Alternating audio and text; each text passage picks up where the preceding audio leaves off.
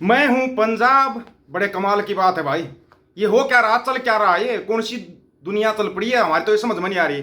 HSGPC Haryana सरकार ने ऐलान कर दिया है, जितने भी गुरुद्वारा साहिब हैं हरियाणा के अंदर उन सब के ऊपर सरकार का कब्जा होगा।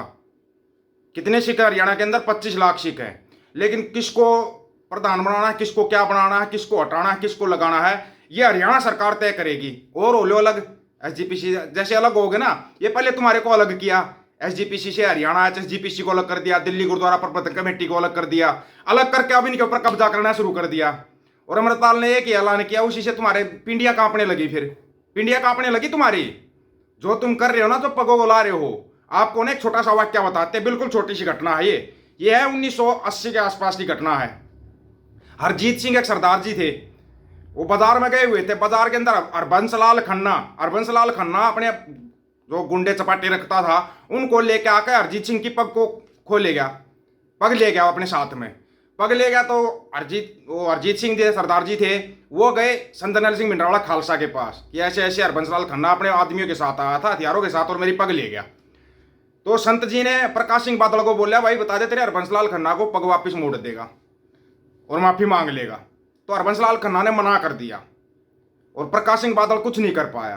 तो उसके बाद संत नरसिंह सिंह भिंडरावाला खालसा ने ऐलान किया था कि हरबंस लाल खन्ना तेरे को 5 दिन दे रहा हूं, 5 दिन तेरे, छठा दिन मेरा, तू पग मत मोड़ना और माफी मत मांगना, तेरे को हम बताते हैं। तीसरे ही दिन पग भी मोड़ दी और माफी भी मांग गया हरबंस लाल खन्ना। जब तक इनके ऊपर प्रेशर नहीं दिया जाता ना, तब तक ये ठीक नहीं होते। ये था संतों का प्रेशर, ये थी संतों की पावर।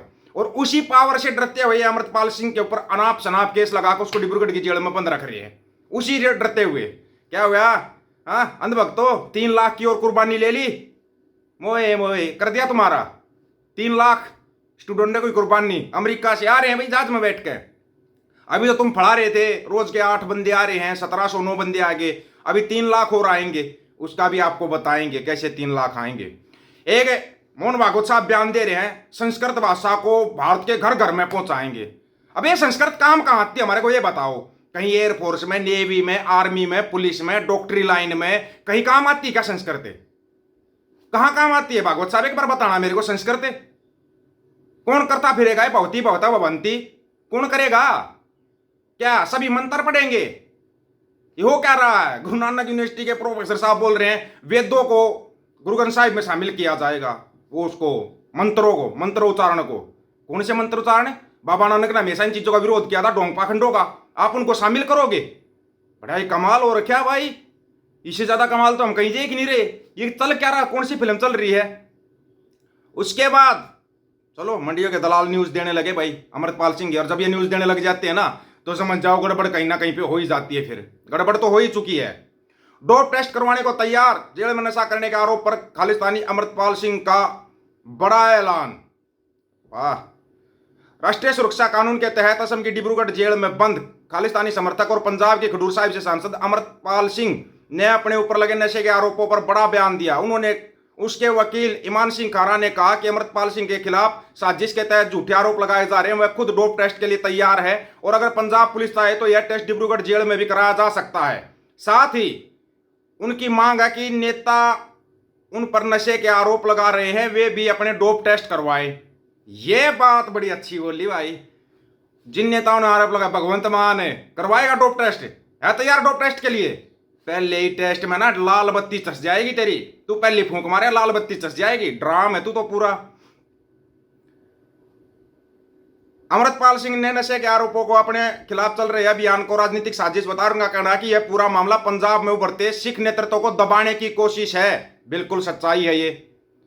वारिस पंजाब दे संगठन के प्रमुख अमृतपाल सिंह अजनाला थाने पर समर्थकों के साथ हमला करने के आरोप में राष्ट्रीय सुरक्षा कानून के तहत अप्रैल 2023 से आसाम की डिब्रूगढ़ जेल में बंद है। 2 साल तक अमृतपाल सिंह 9 साथियों के साथ डिब्रूगढ़ में बंद थे, लेकिन 3 महीने पहले उनके 9 साथियों को NS से हटाकर पंजाब लाया गया। अमृतपाल सिंह का NS से तीसरी बार बढ़ा दिया गया है। क्यों बढ़ाया, क्या सबूत है? कोई सबूत है? फिर ये बोलते हैं कि उसके खास साथी प्रधानमंत्री बाजेके ने बोला, बाजेके ने तुम्हारी धज्जियां उड़ा दी जब उसको लाया गया। बोला झूठे आरोप लगाए जा रहे भाई साहब के ऊपर। ऐसी कोई बात ही नहीं है, ऐसी कोई बात ही नहीं है। बोला जबरदस्ती कहलवा रही है पुलिस, जबरदस्ती। और सिंह हमेशा चढ़ती कला में रहते हैं। सबसे पहले तो हरियाणा की सिख संगत को ध्यान देना चाहिए, जो ये सरकार कब्जा करके बैठी गुरुद्वारा साहिबों के ऊपर। आप सोचोगे छोटी छोटी घटनाएं, ये छोटी घटनाएं नहीं है, कहीं आप इनको छोटी घटना में ले लो। हरियाणा के सभी गुरुद्वारा साहिबों के ऊपर कब्जा कर लिया। कितने ऐतिहासिक गुरुद्वारा साहिब हरियाणा के अंदर। ये बात अलग है कि बनाया तो 1 नवंबर 1966 को, वापिस ये कर दो भाई हरियाणा पंजाब को। तुम्हारे को दिक्कत हो रही है गुरुद्वारा साहिबों से, सिखों से तुम्हारे को दिक्कत हो रही है। इंदिरा गांधी बनना चाहते हो क्या? भाई जैसे इंदिरा गांधी ने दरबार साहिब पर अटैक कर कर सरकार बना ली थी, तुम ऐसे सरकार बनाना चाहते हो क्या अगली बार? है सिखों पर जुल्म कर कर तुम ये दिखाना चाहते हो पूरी दुनिया के अंदर। अब की बार मार खा जाओगे, अब की बार बहुत बड़ी दिक्कत में आ जाओगे। पहले बता रहे हैं, कई बाद में को ये बताया नहीं था। और ये इंदिरा गांधी बनने की या वो करने की तो कोशिश छोड़ ही दो, ये इनाम तुम ले ही रहे हो अमेरिका से। वाले भारतीय छात्र ओपीटी